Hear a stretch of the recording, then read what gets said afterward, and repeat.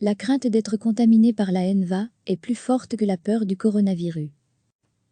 Par la grâce d'une pandémie, la Belgique est donc dotée d'un gouvernement fédéral de plein exercice.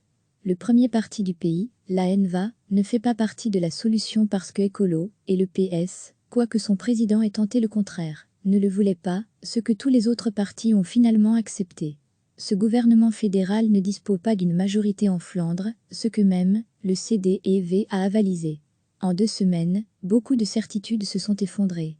Le gouvernement Wilmet II est issu de la méfiance de certains partis francophones à l'égard de la HNVA.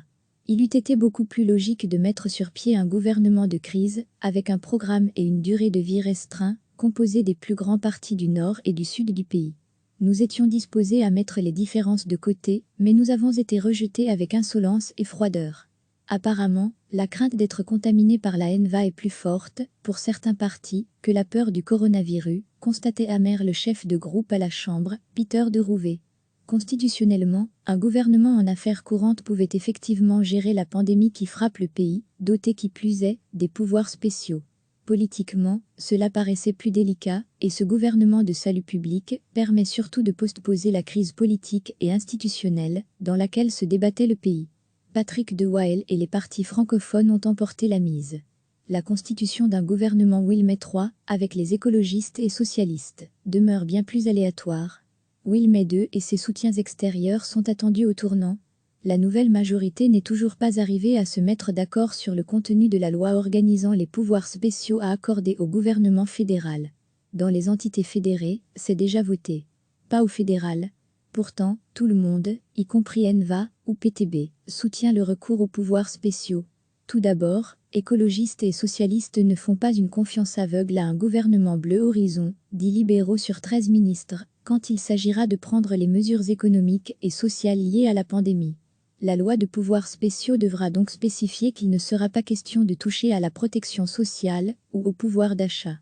Ensuite, il conviendra d'organiser le travail très spécifique de ce gouvernement ultra-minoritaire soutenu de l'extérieur.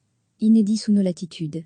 Sophie Wilmet a laissé entendre que tous les partis seraient associés dans une espèce de cairn élargi au président de parti.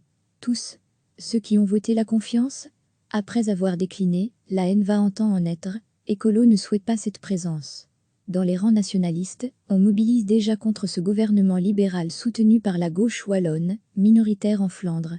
L'unité affichée risque rapidement de se craqueler. @Folkowiak recevez, chaque matin l'essentiel de l'actualité. Par la grâce d'une pandémie, la Belgique est donc dotée d'un gouvernement fédéral de plein exercice. Le premier parti du pays, la HNVA, ne fait pas partie de la solution parce que Écolo et le PS, quoique son président ait tenté le contraire, ne le voulaient pas, ce que tous les autres partis ont finalement accepté. Ce gouvernement fédéral ne dispose pas d'une majorité en Flandre, ce que même le CDEV a avalisé. En 2 semaines, beaucoup de certitudes se sont effondrées. Le gouvernement Wilmet II est issu de la méfiance de certains partis francophones à l'égard de la HNVA. Il eût été beaucoup plus logique de mettre sur pied un gouvernement de crise, avec un programme et une durée de vie restreint, composé des plus grands partis du nord et du sud du pays. Nous étions disposés à mettre les différences de côté, mais nous avons été rejetés avec insolence et froideur. Apparemment, la crainte d'être contaminé par la HNVA est plus forte, pour certains partis, que la peur du coronavirus, constatait amer le chef de groupe à la Chambre, Peter de Rouvet. Constitutionnellement, un gouvernement en affaires courantes pouvait effectivement gérer la pandémie qui frappe le pays, doté qui plus est des pouvoirs spéciaux. Politiquement, cela paraissait plus délicat, et ce gouvernement de salut public permet surtout de postposer la crise politique et institutionnelle dans laquelle se débattait le pays. Patrick de Wael et les partis francophones ont emporté la mise.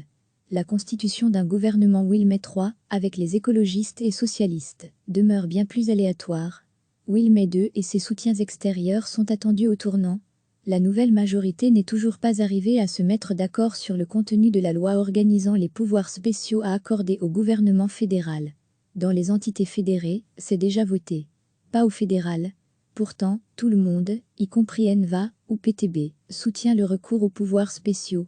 Tout d'abord, écologistes et socialistes ne font pas une confiance aveugle à un gouvernement bleu horizon, dit libéraux sur 13 ministres, quand il s'agira de prendre les mesures économiques et sociales liées à la pandémie. La loi de pouvoirs spéciaux devra donc spécifier qu'il ne sera pas question de toucher à la protection sociale ou au pouvoir d'achat.